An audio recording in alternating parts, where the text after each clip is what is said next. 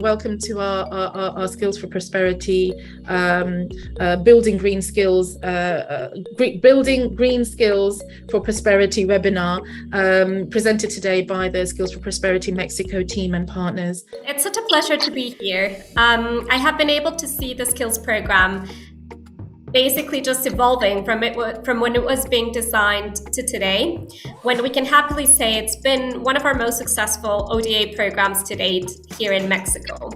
And what thrills me even more is that we have now been able to add, the green skills component, which has just strengthened what was already one of our flagship programs here. We all know that climate is such a priority, and developing skills to be able to help any country's clean energy transition is becoming more of a need every single day. So we were fortunate enough to be able to have a clean energy prosperity program in the past, which aimed to develop the skills of men and women, of businesses and government institutions to support Mexico's transition to a low carbon economy. So it was a skills program focused on energy. And precisely, and mostly due to this focus, was that we were able to continue some of the most relevant activity that we had that fitted well within the skills theory of change through the skills program. Just setting a base, Mexico is an emerging economy. We have 129 million people in Mexico. We're not the biggest country, but we're not a small country. We're a medium-sized country. With a lot of complexities as the countries that are hearing this webinar. 26% of this population are enrolled on schools, public and private schools. 90% of them are on public schools. So that's an important number that to keep in mind through this entire conversation. So we built this entire scope of work, and it was very easy to build a new component that is the green skills component that fit perfectly, was the missing part of our board. So you can see how the number 6 intervention is the green skills component, and you'll understand how it ensembled perfectly with all the other components. It's not, when we say a new component, it's not in another room, it's in the same room as the Skills for Prosperity program. How are we building green skills? And for that, we first need to present you with the MCP, or the Mexico Clean Energy Program, which is really the sort of like the foundation piece that is very relevant to know about how do we got to green skills. Now, Miguel has alluded to this, but it's important to highlight that Mexico's energy sector is an engine of economic development for the country. It plays a key role in the socioeconomic development and welfare of the population. It's also important to let you know that the government is adverse to large-scale deployment of renewable energy. So the Clean Energy Program at this time developed interventions on other relevant key issues for the industry and regional stakeholders. Now, Green Skills seeks to provide relevant content for academic institutions, staff, and teachers in sustainability, climate change mitigation, and clean energy topics, which are critical to create tomorrow's professionals. Furthermore, Green Skills offer tools and knowledge to improve teachers' practices in these areas, and it will share information about high earning potential in energy sector careers, especially to young women, to contribute to their employability. Now, this is on the foundational steps to build green skills. This is basically what we are having the portfolio. We took a supply chain approach to develop components and technical interventions. These technical interventions are on 6 different fields: solar PV, solar water heating, energy efficiency, circular economy as an introduction to sustainability, electromobility, and technical English for energy, which is more on the soft skill side, but something that we found, given the demands from the industry, to be very relevant.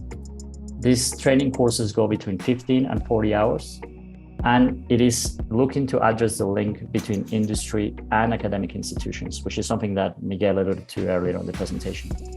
Also, we'll talk a little bit about this. There's an element on gender and inclusion and the programmatic skills, and also career orientation and professional advice for the transition to a low carbon economy and in the job market. The professional advice strategy provides schools with didactic materials and infographics, videos, website materials, slides, deck on the potential skills demanded by the industry. We concentrated on 4 elements with a focus on gender element, which are electromobility, energy efficiency, solar energy, and wind energy. Gender and employability is a key element that we allude to. It's something that is very relevant in terms of all the activities that we carry out.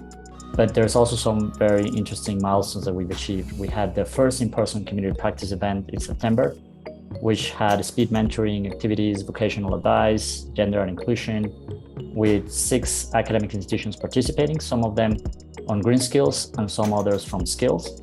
And one of the things that came out of it that was very relevant, of course, was an interest a lot into these materials that we're developing and how we could build together an agenda on gender and employability. We have had 2 cohorts of teachers trained in the first 3 courses: energy efficiency, technical English for the energy sector, and solar water heating systems. In total, we have 16 and 7 participants, teachers from Tibet and technical universities, from 9 institutions from Chihuahua, Puebla, Jalisco, Oaxaca, and Yucatan. This is the Skills for Prosperity ecosystem built during the past 2.5 years. The courses is provided by a well-recognized short-term training center, Senaltec, located in Chihuahua. So the team also provide to the teachers and the educational institutions the travel logistics so the teachers could attend the training. In 2019, DAI, back then at the Clean Energy Program, we conducted a workforce gap assessment of Mexico's clean energy sector. And this analysis of critical occupations and essential in-demand skills, highlighting the need for electromobility skills and technical training. This insight led into the design of the study that we're briefly going to present to you today. And then we're going to move from there to the design and the implementation of the electromobility courses that Felix mentioned on the previous section. So very quickly on terms of the component of the report, and this is something, of course, that we're more than happy to share with anyone that is interested. The study outlines the capacity building needs for the national electromobility sector of Mexico. The main objective of this document was to identify future skills that will be required by subsectors in the electromobility supply chain.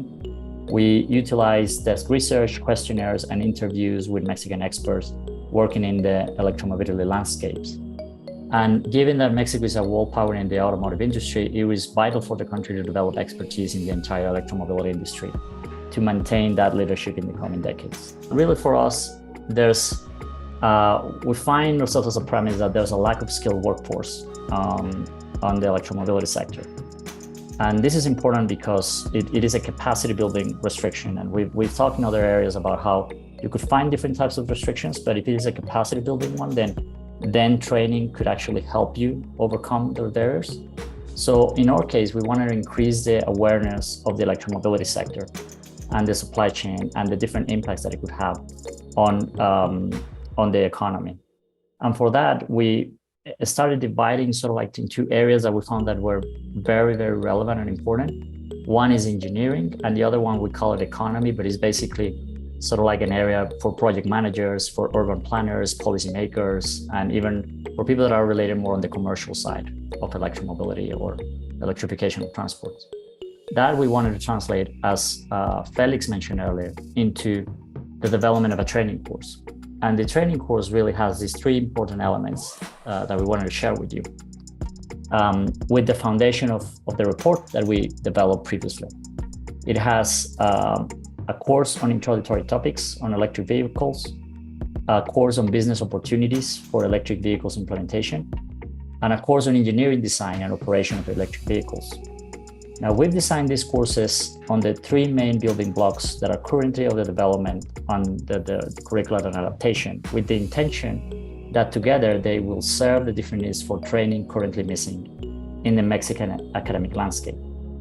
So with that in mind is that we're working onto the implementation stage on these different elements that you see for each one of these courses, and that we hope, as Felix mentioned, to be able to start putting in practice now between December and January. On the elements of key lessons and takeaways, I think there's a lot that we could talk about in terms of project management and the execution of the trainings. Now, one key element I think that we would like you guys to take away from it is that determining a common and standardized curricular elements for every course or workshop is one of the things that allows us to increase the scalability of what we do, but also helps us improve our value for money, which is, of course, another very relevant element of our program activities. We had these questions, which are mostly around what we think could be elements to consider in your own work, on your own analysis, whether this is in the UK, in South Africa, Nigeria, and then are joining us. Some of the key questions, right? And first of all, that we thought of, and we alluded to it through the presentation, is where is the demand for sustainability skills? This is the beginning of a conversation. I hope these conversations continue. So we'll make sure that any outstanding questions are answered, or please do reach out to any of the presenters or anyone who's spoken on the call, on the webinar today. Do connect and get your question answered. I was just listening there and thinking about future, and these jobs that and it's jobs that don't exist. We're training people for that. That's been the story the whole time I've been in education and training. And of course, and that's what makes it such a exciting place to be, because that's what we are doing. We're consistently, keeping ahead and thinking about that future. So, it just makes for a very complex but an exciting area. So just really finally, thank you to all the presenters. So started with Claudia, Ramon, Miguel, Felix.